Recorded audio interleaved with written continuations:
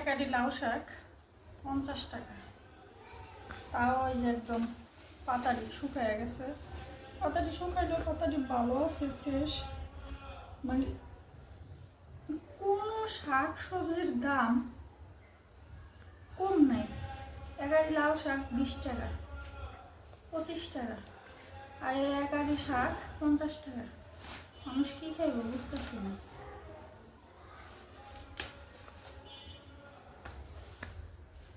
এক আটি লাউ শাক যদি 20 টাকাতে খাইতে হয়,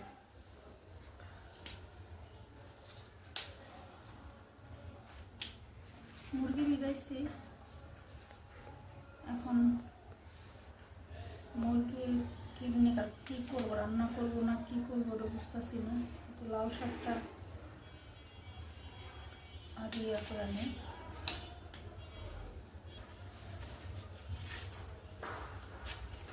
শাকটা মানে নরম আছে একদম, আবার না যে বাতি হয়ে গেছে ওই রকম।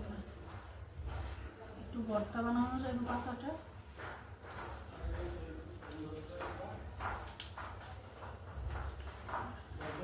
ডোকাগুলো নরম আছে,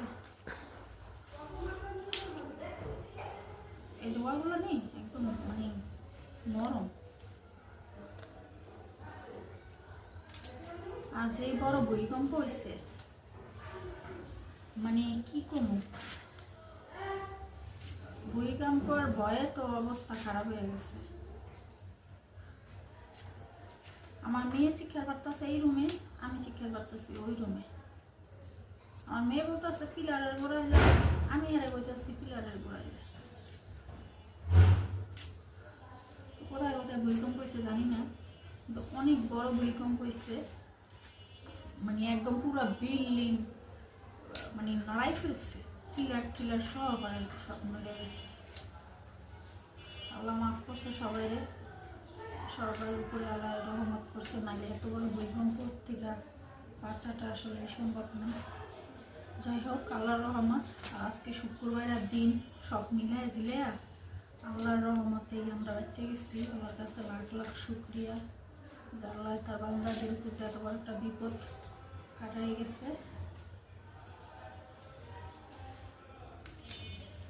এখানে একটা মুরগি ভিজায় রাখছি, দেশি মুরগি রান্না করব।